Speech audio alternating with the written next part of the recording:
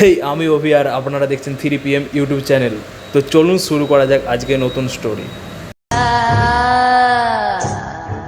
গ্রাম বাংলার আকাশে ঝুলে আছে কালো মেঘ। দূরে মাঝে মাঝে শকুনের ডাক, মাঝে মাঝে ঝিঝি পোকার ঝিরঝির। মধুপুর নামের ছোট্ট গ্রামটা দিনের বেলায় যতটা শান্ত, রাত নামলেই যেন অন্য এক দুনিয়ায় ঢুকে যায়।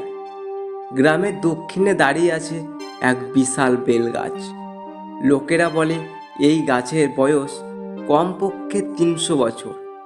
ডালপালা এত বড় আর ছড়ানো যে দূর থেকে দেখলে মনে হয় এক দৈত্য হাত পেতে দাঁড়িয়ে আছে। দিনের বেলা মানুষ গাছের ছায়ায় বসে থাকে, বাচ্চারা খেলা করে, কিন্তু সন্ধ্যার পর গাছটার দিকে চোখ মেলতেও ভয় পায়। কারণ সবার বিশ্বাস ওই গাছে থাকে এক অশরীরী আত্মা। গ্রামের বয়স্করা বলেন বহু বছর আগে এই গাছের নিচে এক বাউল গানের আসর বসত। একদিন হঠাৎ আসরে ঝগড়া লেগে যায় আর এক তরুণকে হত্যা করে গাছের গোড়াতেই পুঁতে ফেলা হয়। সেই থেকে প্রতি অমাবস্যায় নাকি তার আত্মা গাছের ডাল থেকে ঝুলে নামে। যে সাহস করে ওই রাত্রে গাছের কাছে যায় সে আর কোনোদিনও ফিরে আসছে না। ভোলা গ্রামের এক তরুণ, বয়স ওই 20-21, দাপুটে স্বভাব, মুখে সব সময় হাসি। গ্রামের সব গল্প কথা নিয়ে সে হাসাহাসি করে। বন্ধুরা যখন ভূতের গল্প বলে ভয় পায়, ভোলা তখন বলে, আরে ভূত টুত বলে কিছু নেই, সবই কুসংস্কার। গাছ মানে ভূত হবে এর কোনো মানে আছে? তার দাদু একবার খুব গম্ভীর গলায় বলেছিল, বাবা, বেশি বাড়াবাড়ি করিস না।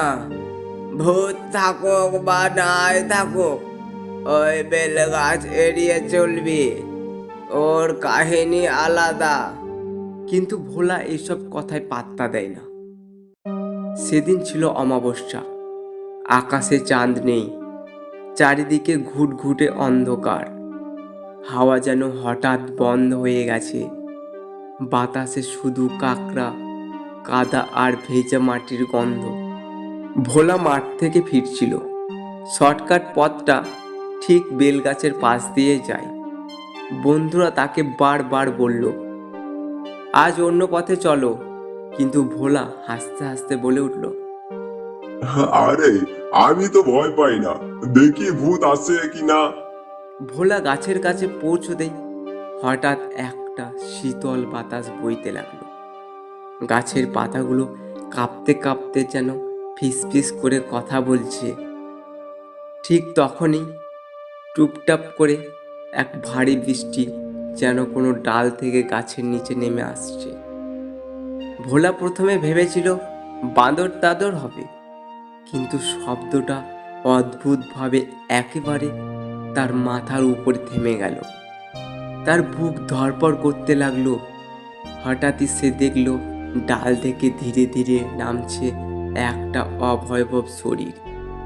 সেই পুরো শরীর কালো ছায়ার মতো, মুখ ঢাকা লম্বা এলোমেলো চুল দিয়ে, কিন্তু চোখ দুটো জ্বলছে অগ্নিশিখার মতো লাল। অভয়বটা ভেসে ভেসে নেমে এলো ভোলার সামনে। তার কণ্ঠস্বর গাছের ডাল কাঁপিয়ে বলে উঠল, আমার গাছের নিচে দাঁড়িয়ে আছিস কেন? ভোলার গলা শুকিয়ে গেল। সে কিছুতেই চিৎকার করতে পারল না। অভয়বটা আরো কাছে এসে ফিসফিস করে বলল, যারা ভাবে ভূত নেই তারা সবাই এখন আমার কাছে বাধা, আর আজ তুইও এসেছিস। ঠিক তখনই ভোলার পায়ের নিচে মাটি নড়তে লাগলো। গাছের শিকড় দুটো সাপের মতো নড়ে গেল। গোড়ালি শক্ত করে জড়িয়ে ধরল। সে যতই ছুটতে গেল শিকড় আর শক্ত হয়ে গেল। পরের দিন সকালে গ্রামবাসীরা ভোলাকে খুঁজতে লাগলো। তারা বেলগাছের নিচে পেল ভোলার লাঠি আর তার পায়ের ছাপ, যেটা গিয়ে হঠাৎ মাটির ভিতরে থেমে গেছে। কিন্তু ভোলাকে আর পাওয়া গেল না। সেই রাত থেকে লোকেরা বলে, অমাবস্যা রাত্রে যখন কেউ গাছের কাছে যায় তখন ভোলার গলার আওয়াজও শোনা যায়। আমি ভূত মানি না, মানি না আমি ভূত কিছুতেই। তারপরেই গাছের ডাল থেকে ভেসে আসে ভৌতিক হাসি, যা শুনলেই মানুষের বুক হিম হয়ে যায়। আজও মধুপুর গ্রামে সূর্য ডোবার পর বেলতলার রাস্তা দিয়ে কেউ যাতায়াত করে না। লোকেরা মুখে একটাই কথা, ভূত বিশ্বাস করো বা না করো, অমাবস্যা রাত্রে বেলতলার গাছের নিচে দাঁড়ানো মানে সর্বনাশ। আজকের গল্পটা এই পর্যন্তই। গল্পটা কেমন লাগলো অবশ্যই কমেন্ট করে জানিয়ে দিও। আর যারা চ্যানেলটিকে এখনও সাবস্ক্রাইব করোনি তাড়াতাড়ি সাবস্ক্রাইব করে পাশে থাকা বেল আইকনে ক্লিক করে দিও, যাতে পরবর্তী ভিডিও সব দেখতে পাও। আর হ্যাঁ, তোমরাও গল্প লিখে পাঠাতে পারো। ডেসক্রিপশন বক্সে লিংক দেওয়া আছে, সেখানে তোমরাও গল্প লিখে পাঠাতে পারো।